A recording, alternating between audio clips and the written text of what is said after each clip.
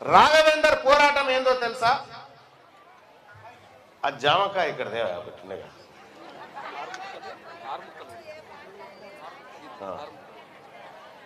ఇది ఒక జామకాయ, అవునా? ఇది జామకాయ. మా గోర్మాటి ఎవరన్నా ఒక చిన్న పిల్ల ఉంటే ఇట్రా రండి. అమ్మారా నువ్వు ఇట్రా, ఎవడియా ఎవడు వరా.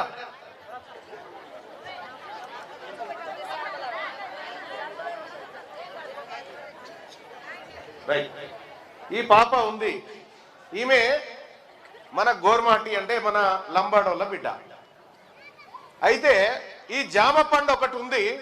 ఈ జామ పండులో అంబేద్కర్ ఏం చేసిందంటే ఈ బిడ్డలకు వీళ్ళు అమాయకులు, వీళ్ళని పెద్దోళ్ళంతా ఆగం చేస్తారని ఇండ్లకేని ఒక్క ముక్క చుంచాడు. ఒక ముక్క చుంచు.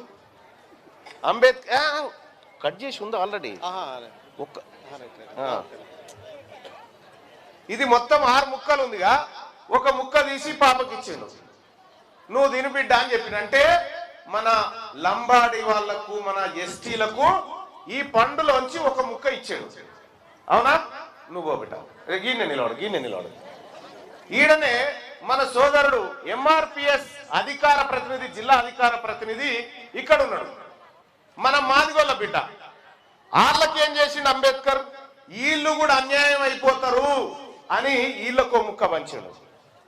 2 ముక్కలు పోయినాయి కదా. 2 ముక్కలు పోయిన తర్వాత ఇక్కడ మన బీసీలు ఉంటారు కదా, మన బీసీలకు ఒక ముక్క పంచింది. మన రాఘవేందర్కు ఒక ముక్క. ఇక ఇంట్లో ఎన్ని ఉన్నాయి? 3 ముక్కలు ఉన్నాయి కదా. ఈ 3 ముక్కలు ఎవరికట అంటే వాళ్ళకట. అరే మేము బీసీలం ఎక్కున్నాం రా, ఇక్కడ మా బీసీల దాంట్లో మనం అంతా సుధరోళమే కదా. సుధరోళం అంటే ఎరికేగా మనము, మా సుధరోళం ఎక్కున్నాం రా, మాకు గింతమంది ఉంటే గీ ఒక్క ముఖ్యాలు సరిపోతుంది రానేమో రాఘవేందర్ చెప్తా ఉన్నాడు.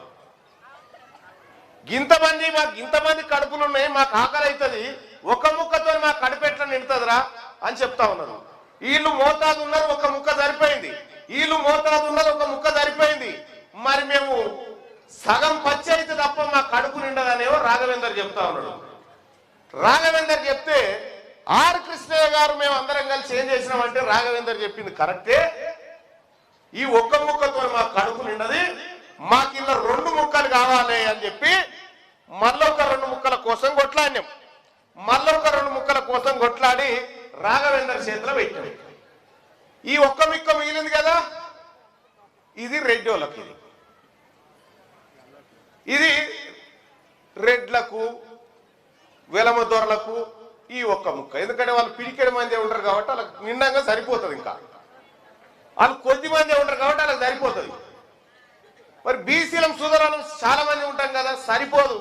కాబట్టి మేమంతా కొట్లాడి 2 ముక్కలు మళ్ళీ సంపాదించుకొచ్చి రాఘవేంద్ర చేతిలో పెట్టాం. పెట్టంగానే ఏమైంది? ఈ రెడ్డి ఆయన ఏమని చేసి నెరికేనా ఇది తిన్నాడు. ఈ ముక్క తిన్నాక ఇట్లా పట్టుకో వసంతమ్మ, ఈ ముక్క తిన్నాడు, అయిపోయింది. తిన్నాక ఏమంటాడంటే ఇది నాదే అంటుండు. మళ్ళా ఇది నాదే అంటుండు. నాదే అంటే అట్టెట్లా నీదవుతుందిరా?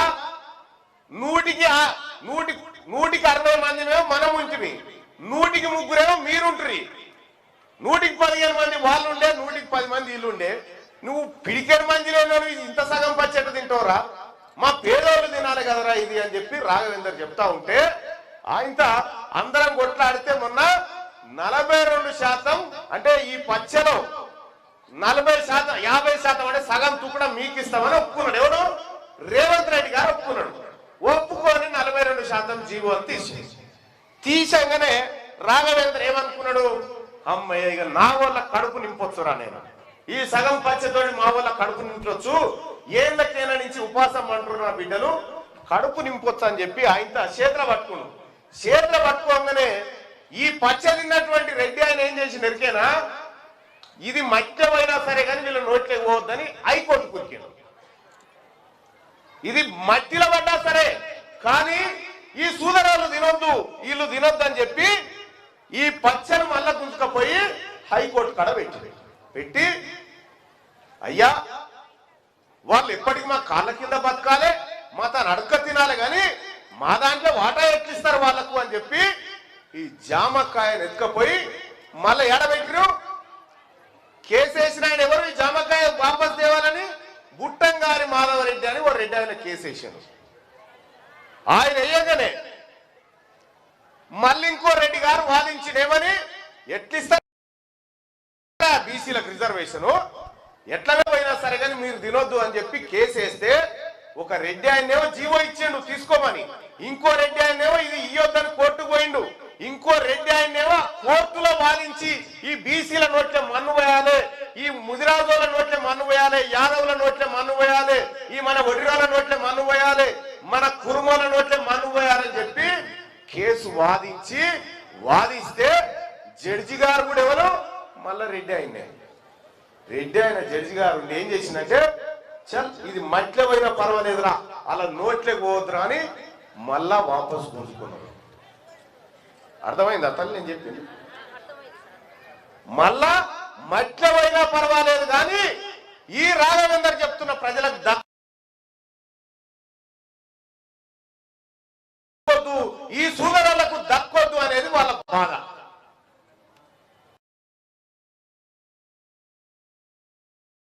మరి దక్కాలనా వద్దా? గట్టిగా చెప్పు, దక్కాలనా వద్దా?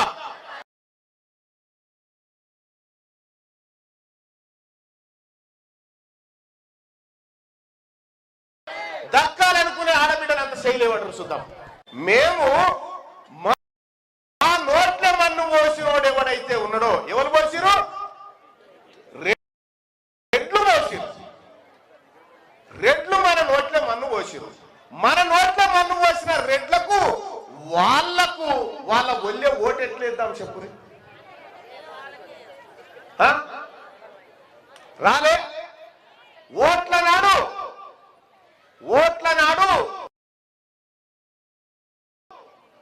ఇంతింత కట్టలు పట్టుకొని తిరగలే మీ ఇళ్ళ చుట్టాలు తిరిగి రాలేదా? ఇక్కడ ఒక 1000 రూపాయలు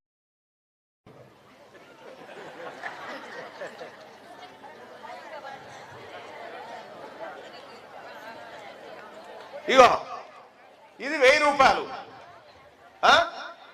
ఈ 1000 రూపాయల నోటు, ఈ నోటు తీసుకొని ఇప్పుడు రెడ్డి వాళ్ళ ఇంటికి పోయి ఓటు కొనుక్కొస్తారా మీరు?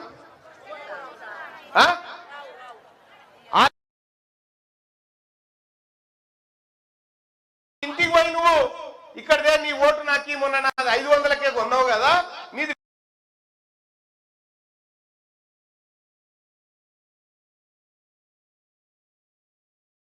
1000 రూపాయలు ఇస్తా నాకి అని అడుగు. మేము ఓట్లు అమ్ముకుంటామా? చెలాయించి మీరిచ్చిన బలంతోనే జామ పచ్చ కింద వారేసిరు. మీరిచ్చింది ఆ బలం, వాళ్ళకు ఓట్లేసి అవి అట్లా చేసిరు. మీరు 1000 రూపాయలకు ఈ ఊళ్ళో రెడ్డోళ్ళ ఓటు ఎవరు కొనుక్కొస్తారో చెప్పు దమ్ముంటే. ఇక మన వాళ్ళది 500కే కొనుక్కొస్తారు ఇప్పుడు పంపిస్తే, అవునా? ఎందుకంటే వాళ్ళు ఓటు ఎందుకు అమ్ముకోరో తెలుసా? వాళ్ళు ఈ జామకాయ ఎక్కువ తిందామని ఆశతో ఉన్నారు కాబట్టి. మనకు తెలియదు కదా ఈ జామకాయ మనకు వచ్చేది అనేటువంటి లెక్క తెలియదు కదా. ఈ భూములు ఉన్నాయి, ఈ భూములు 100% 100 ఎకరాలు ఉంటే 60 ఎకరాలేమో మన సూదరులకు రావాలి, 15 ఎకరాలేమో మన ఎస్సీలకు రావాలి, 10 ఎకరాలు మన గోర్మాటి మన ఎస్టీలకు రావాలి. కానీ మన భూములన్నీ దొంగతనంగా వాళ్ళ పేరు మీద రాసుకొని ఆళ్ల పొలంలో కలుపు తీస్తాను మనని పిలుస్తుంది, ఆళ్ల పొలంలో వరి కోతకు మనని పిలుస్తా ఉన్నారు, ఆళ్ల పొలంలో నాటేస్తాను మనని పిలుస్తా ఉన్నారు. ఎవరి భూములు? ఎవరి? మనయే భూములు. రాఘవేందర్ ఏం చెప్తా ఉన్నాడంటే మన ఓటు మనం వేసుకుంటే మన భూములు మనకు వస్తాయని చెప్తా ఉన్నాడు రాఘవేందర్ మీ బిడ్డ. మన ఓటు మనం వేసుకుంటే మన భూములు మనకు వస్తాయని చెప్తా ఉన్నాడు. మన ఓటు మనం వేసుకుంటే మన జామకాయ మనకు వస్తుందని చెప్తా ఉన్నాడు. మన ఓటు మనం వేసుకుంటే మన బిడ్డ బిడ్డలు పోలీసులు నౌకర్లు ఇంజనీర్లు అవుతారు, 160 మంది మనోళ్ళే అవుతారు అని చెప్తా ఉన్నాడు రాఘవేంద్రు. కానీ ఆ రెడ్డి ఆయన ఏమంటాడు, మీ దగ్గర ఓటు కొనకపోయినా ఎట్లా కానిస్తారా మీకు?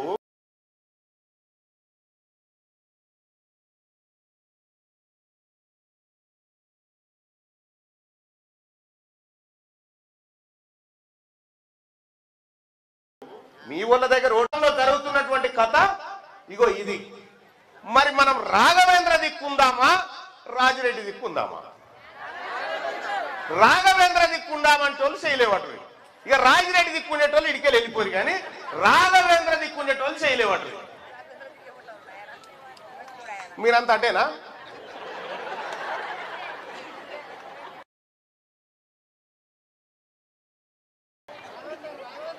రాఘవేంద్రేనా?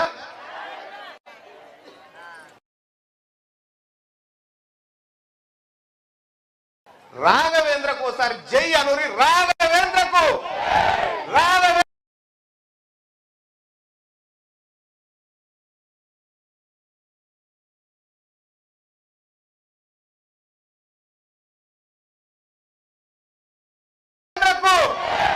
ఇప్పుడు ఇంకోటి కూడా అనాలి మీరు. మరి బీసీలు అంటే క్లాస్. మన పిల్లల్ని బడికి తోలిస్తాం కదా, బడికి తోలిస్తే ఒకటో తరగతి ఉంటుంది. 1వ తరగతిలో మన ముదిరాజుల బిడ్డ 1వ తరగతిలో లోపట్నే కూర్చుంటాడు, మన గౌన్ల బిడ్డ అన్ననే కూర్చుంటాడు, మన కమరోళ్ళ పిల్లగాడు అన్ననే కూర్చుంటాడు, మన వడిరోళ్ళ బిడ్డ అన్ననే కూర్చుంటాడు, మన సాకల మంగళ పిల్లలు అన్ననే కూర్చుంటారు. అలాగే మన లంబడోళ్ళ బిడ్డ అన్ననే కూర్చుంటాడు, మన మాదిగోళ్ళ బిడ్డ మాలోళ్ళ బిడ్డ కూడా అన్ననే కూర్చుంటాడు. జర తామ్యాడి అయితే వీళ్ళందరూ ఇలా కూర్చుంటారు కదా, క్లాస్లో బళ్ళే కూర్చుంటారు కదా, ఒకటే క్లాస్ రూమ్ లో కూర్చుంటారు కదా. వీళ్ళందరూ కూర్చున్న రూమునే క్లాస్ అంటారు. తరగతి అంటే ఆ రూమ్ లో కూర్చున్న నువ్వు నేను ఎస్సీ ఎస్టీ బీసీ మైనారిటీ కూడా మనమంతా ఒక్కటే అని చెప్తా ఉన్నది అన్నట్టు. మనమంతా ఒక్కటే. ఇండ్ల రెడ్లు లేరు, ఇండ్ల రెడ్లు వెలమలు లేరు. వాళ్ళు వేరు మనం వేరు. వాళ్ళకు మనకు శోభతొద్దు.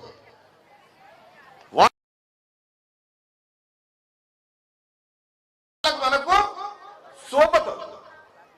ఇక్కడ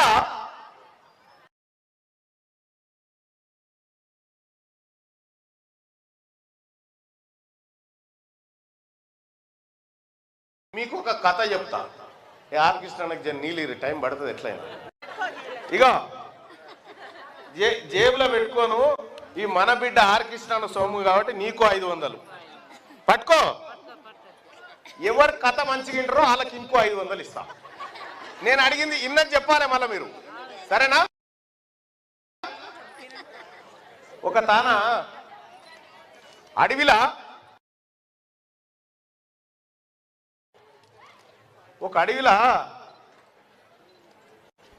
పులి ఉంటుంది.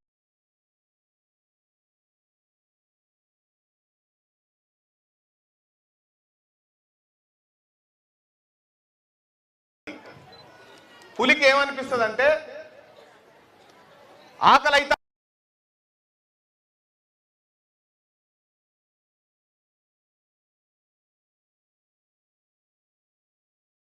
ఉంటది, చెప్తుంది. చెప్పగానే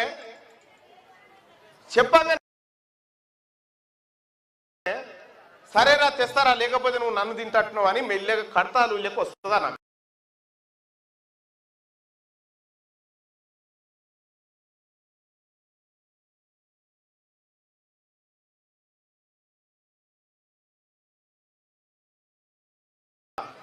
వచ్చి ఏం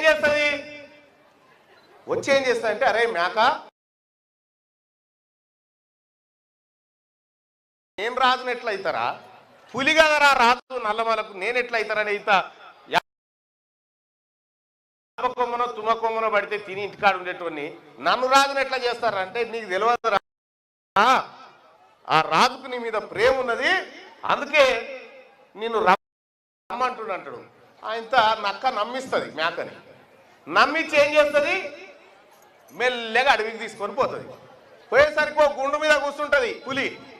ఓ గుండు మీద కూర్చొని ఇక మేక నక్క ఆడంగా వస్తూ ఉంటే దగ్గర రాగానే ఏం చేస్తుంది, పులి ఆకలి మీద ఉందా ఒక్కటే దుంకుతుంది మేక మీద. దుంకంగానే చెవులు దొరుకుతాయి, మేక చెవులు దొరకంగానే మేక చెవులు కొరికేస్తుంది పులి. వామ్మో సత్యరాయుడు రాజుని చేస్తా అన్నాడు, ఈ మాయ మాటలు చెప్పిన నీటికి తీసుకొచ్చిర్రు, నన్ను